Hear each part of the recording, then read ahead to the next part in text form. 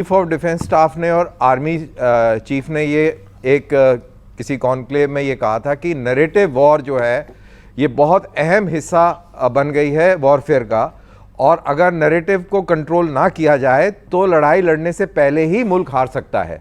उसकी ये अहमियत है, और ये चीज़ हमने ऑपरेशन सिंदूर के दौरान देखी कि किस तरीके से पाकिस्तान ने भारतीयों द्वारा इस तरीके की अनर्गल बातें जो लोगों ने कहीं उनको पिक करके कैसे नैरेटिव को ट्विस्ट करने की कोशिश करी, और ट्विस्ट कर पाया वो कुछ समय के लिए, लेकिन ऑब्वियसली झूठ ज्यादा देर नहीं चल पाता है, तो वो वहां पे वो हार गया। सो ये बहुत इंपॉर्टेंट है कि नैरेटिव को पूरी तरह कंट्रोल में रखा जाए, इसमें कोई डाउट नहीं है, इसमें कोई दो राय नहीं है। ओके, नैरेटिव को कंट्रोल में रखा जाए। और जो जो जो एक सेकंड, मनोज काका बीच में किसी के नहीं बोलते। मनोज काका, जब लीपा पोती की बात होती है तो क्या आपको लगता नहीं है ये ऑपोजिशन, अगर ऑपोजिशन का कोई नेता भी इस तरह की बात करता है तो वो गलत बात होती है? Point number 1। Point number 2, Mulayam Singh Yadav इस देश के डिफेंस मिनिस्टर है, और मैंने भी उनका इंटरव्यू कराया, इसमें कोई दो राय नहीं है, बहुत वरिष्ठ आदमी थे। वो एक बड़ी इंपॉर्टेंट बात उन्होंने कही पार्लियामेंट के अंदर कि भारत का नंबर 1 का दुश्मन चाइना है, और पाकिस्तान को लेकर भी उन्होंने जो टिप्पणियां करी वो सबको है। समाजवादी अखिलेश यादव का भी मैंने साक्षात्कार किया। समाजवादी पार्टी की पाकिस्तान को लेकर, खासतौर पर चाइना को लेकर एक बड़ी लाइन रही है। जब भारत पाकिस्तान को चित कर रहा है तो डाउट तो किसी को नहीं होना चाहिए। देखिए, आपको एक तो बहुत वो है कि आपने श्रद्धेय नेताजी का नाम लिया। श्रद्धेय नेताजी देश में 96 में जब रक्षा मंत्री थे, ऐसे पहले इस देश के रक्षा मंत्री थे कि जब वो थे सर बताएंगे, उससे पहले इस देश में शहीदों के 100 उनके घर नहीं आते थे, टोपियां आ जाया करती थी। श्रद्धेय नेताजी ने सुनिश्चित किया कि इस देश के सरहदों के लिए जो अपनी कुर्बानी देगा उसका ससम्मान 100 पार्थिव शरीर उसके घर आएगा, और डीएम, कलेक्टर, कमिश्नर आके उसको सलामी देंगे। उन्होंने 25 लाख रुपए का वो आर्थिक मदद का ऐलान किया। और नेताजी पहले ऐसे रक्षा मंत्री थे कि उनके रक्षा मंत्री रहते हुए चाइना जैसे, जो आज हमारे गलवान से लेकर पोंगांग तक की किस तरह से उसकी हरकतें हैं, वो 4 किलोमीटर रक्षा मंत्री थे। तो हम तो ये हमेशा कहते हैं, डॉक्टर लोहिया कहते थे कि जब 51 में जब चाइना, आप पाकिस्तान में मुल्क रहा है ना, व्यक्ति के तौर पर है, वो सबसे बर्बाद हो चुका।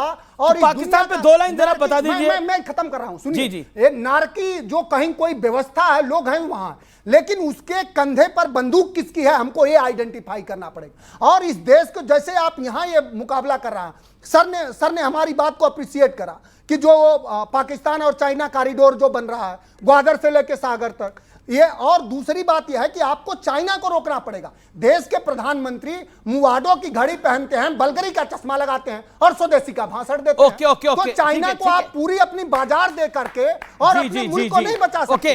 इन हाथों में ये जो युवा हैं, इनके हाथों में हुनर देना पड़ेगा। अपना मुल्क बचेगा।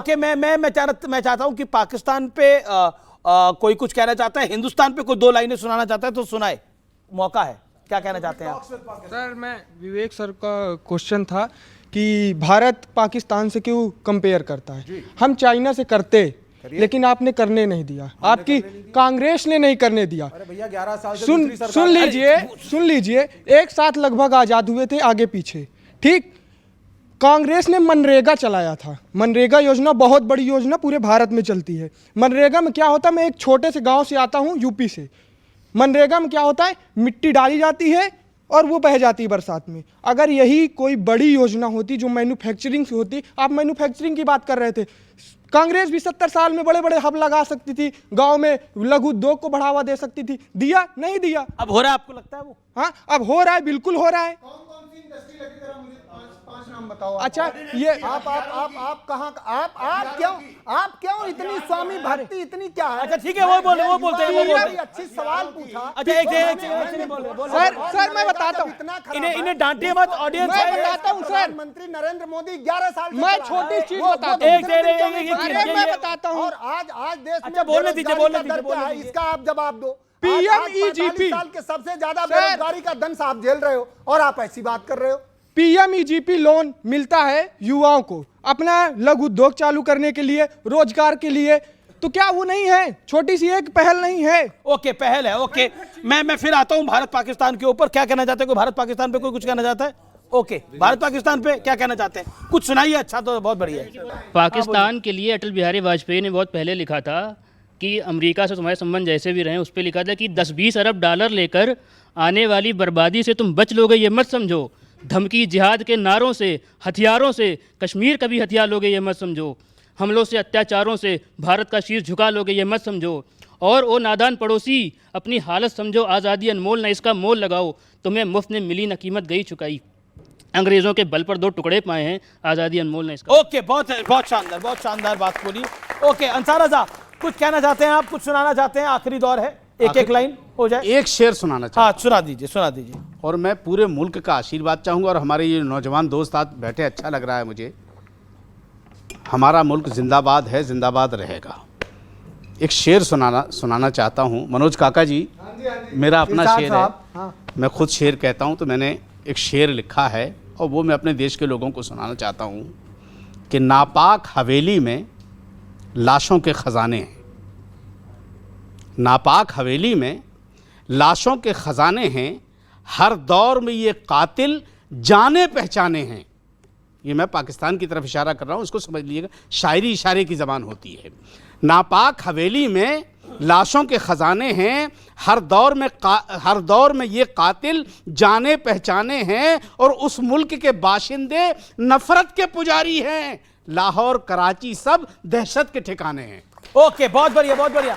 अब देखिए, इंडिया और पाकिस्तान का क्रिकेट मैच भी है, तो हम तो चाहते हैं कि भारत मैं जीते। उसके पक्ष में नहीं हूं, उनके साथ खेल नहीं, बिल्कुल नहीं, विवेक, बिल्कुल नहीं होना चाहिए। उधर क्रिकेट का बल्ला चलेगा, हमारी बहनों के सीने छलनी होंगे। भारत सरकार को सोचना चाहिए। मैं भावनाओं से बात नहीं करता, टैक्टफुली की कोशिश करता हूं, पॉलिसी के हिसाब से। मेरे हिसाब से आप अपने पड़ोसी को नहीं बदल सकते। गालियां आप जितनी मर्जी दे लें उसको, चाइना वहीं रहेगा, बांग्लादेश वहीं रहेगा, पाकिस्तान वहीं रहेगा। आप रोज गाली दीजिए मीडिया पे, वो वहां गाली दें, और सिचुएशन कभी अच्छी नहीं होगी। दोनों मुल्क गरीब हैं, दोनों डेवलपिंग कंट्रीज हैं, और आप कौन डिफेंस गरीब है? स्पेंडिंग। कौन गरीब है? अच्छा भाई, अब आप बहुत अच्छी हैं, तो मैं बात ही नहीं करूंगा। कौन गरीब है? दोनों मुल्क बोलने तो दीजिए। दोनों मुल्क का क्या मतलब? दोनों मुल्क का क्या मतलब गरीब है? हमारी इकोनॉमी भी अच्छी नहीं है, भारत हमारी इकोनॉमी भी अच्छी नहीं है। बोलने दीजिए, कम्युनिस्ट कह रहे हैं कि गरीब है। This is wrong. अब आप बांग्लादेश और पाकिस्तान की बात कर रहे सुन हैं। लीजिए एक मिनट। इकोनॉमी हमारी भी डेवलपिंग है, तभी बच्चों को पेरेंट्स चाहते हैं हार्वर्ड जाके पढ़ो, लंदन स्कूल ऑफ इकोनॉमिक्स में पढ़ो, क्योंकि यहाँ पे प्रॉब्लम्स हैं, इसको मानिए। अरे किन 2 मुल्कों की बात कर रहे थे आप? अब आप भारत और पाकिस्तान, आप अपने पड़ोसी नहीं बदल सकते। दोनों मुल्कों का फायदा इसी में है कि बातचीत से टेरर के मामलों को सुलझाया जाए, और वो पैसा जो डिफेंस स्पेंडिंग में वो भी खर्चते हैं, हम भी खर्चते हैं, मूर्ख बनते हैं। और वो गोरे तब लड़वा करके देश तोड़ गए, आज भी हमें मूर्ख बना रहे हैं दोनों को। और यहां 2 गाली एक दूसरे को खड़े होकर के, और वो अंग्रेज खड़े होकर के ताली बजाता है तुम्हारी डिबेट्स पर, और तुम वहीं के वहीं हो। एक 80 करोड़ लोगों को खाना बांट रहा है, गिर गया है। एक IMF लोन से लोन मांग रहा है। यह हाल है दोनों मुल्कों का। अरे गिर गया है कुछ। तो talks have to happen, and talks will happen, terror will not happen. Okay, तो आप कह रहे हैं मैच होना चाहिए। हाँ, मैं बिल्कुल कल्चरल एक्सचेंज एंड स्पोर्ट्स के थ्रू रिलेशंस को इंप्रूव करिए। Ansar Raza, you have to improve relations in future. Vivek साहब क्या बोल रहे हैं? वो लोगों को मारते रहे। विवेक साहब क्या बोल रहे हैं, ये यही जान सकते हैं। ये जानते हैं कि नहीं जानते हैं? नहीं इन्हें जानते, सब पता है। विवेकहीन हो गए हैं। इनको सब पता है, इनको सब पता है। लेकिन मैं एक बात कह रहा हूं, देखिए, जब ऑपरेशन सिंदूर हुआ, हमने कामयाबी हासिल की, पाकिस्तान ने घुटने टेके, हमसे माफ़ी मांगी। किसने ऐलान किया, किसने नहीं किया, वो गलत हुआ, इसमें कोई शक नहीं है।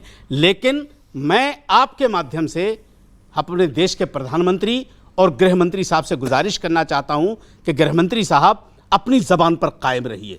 आपने खुद कहा कि पानी और खून एक साथ नहीं बह सकता, तो खून और खेल एक साथ कैसे बह सकता? विवेक कुछ कहना चाहते हैं? विवेक का कुछ काउंटर पॉइंट है यहाँ पे बैठ करके हम जरूर ताली बजाएं अपने मुल्क के लिए, अच्छी बात है, लेकिन आदमी को रियलिस्टिक भी होना चाहिए। भाई, आप आधे घंटे से कहना क्या चाह रहे हैं? हम ये कहना चाह रहे हैं, आप वो बताओ, अब तक मेरी समझ में नहीं आया। या तो ऐसा करो, बॉर्डर पेन की दूसरी शादी करवा दो, तो ये आपस में रिश्ते बनाते रहे। इनके प्रावधान नहीं है दूसरी का। अच्छा, मेरी बात सुनिए, इनके प्रावधान नहीं है दूसरी का। अरे सर, अब सब खुला हुआ है। मेरी बात सुनिए। अब आप लोग जो है सब यहाँ खड़े होकर के पाकिस्तान को खूब क्रिटिसाइज आप कर रहे हैं। पूछ लीजिए, सब खुश इनके हो रहे प्रावधान हैं, नहीं है। हम बड़े आपके महान हैं, इनके हैं, नहीं है। पाकिस्तान साहब गया और पाकिस्तान में तो कुछ भी नहीं है सर, कुछ सच्चाइयां भी समझ लीजिए। यूनाइटेड नेशन से जो सच्चाइयां सिर्फ इतनी हैं, अमीर जी, माफ कीजिएगा, ये हमारे मुल्क की खूबसूरती है, ये हमारे मुल्क की खूबसूरती है कि यहाँ बैठकर आप पाकिस्तान की डबली बजा रहे हो, ये हमारे मुल्क की कोई डबली खूबसूरती नहीं है। बजा रहा। सर जैसा अभी पाकिस्तान का हालत चल रहा, पता नहीं कि अब ये एक टीम रहेगी कि 2 टीम रहेगी कि 4 टीम हो जाएगी। अच्छा, आप समझ ही रहे, टीम भी हो सकती है, दूसरी टीम भी हो सकती है। क्योंकि सर ने बोला था कि आप अपने पड़ोसी नहीं बदल सकते, बट 1971 तो सबको याद है कि ओके, कैसे मतलब पड़ोसी change पाकिस्तान हुआ का था। बंटवारा ना हो जाए। ओके, आपका क्या पॉइंट है? यार पाकिस्तान का मैच होना ही नहीं चाहिए, क्योंकि जो पाकिस्तान ने किया है वो डिजर्व ही नहीं करता कि वो इंडिया के साथ खेले। जो पाकिस्तान ने किया वो डिजर्व ही नहीं करता। ओके ओके, और क्या कहना चाहते हैं? ओके, क्या कहना चाहते हैं आप? भारत में जो क्रिकेट है वो तो अच्छी है, पर ओलंपिक पे भी काफी ध्यान देना चाहिए, क्योंकि अभी तो क्रिकेट की बात कर लेते हैं, जो हो रहा है। ओलंपिक जब हो रहा होगा तो उसकी बात कर लेंगे। भारत झुकेगा नहीं। ओके, भारत झुकेगा नहीं। ओ, भारत झुकेगा नहीं, बहुत शानदार। ओके, क्या सुनाना चाहते हैं, बोलिए। युद्ध कहाँ तक टाला जाए, तू भी है राणा का वंशज, फेंक जहां तक भाला बहुत जाए। शानदार। और उसके आगे है कि दोनों तरफ लिखा हो भारत, सिक्का वही उछाला जाए, सिक्का वही उछाला जाए। बहुत बहुत शुक्रिया।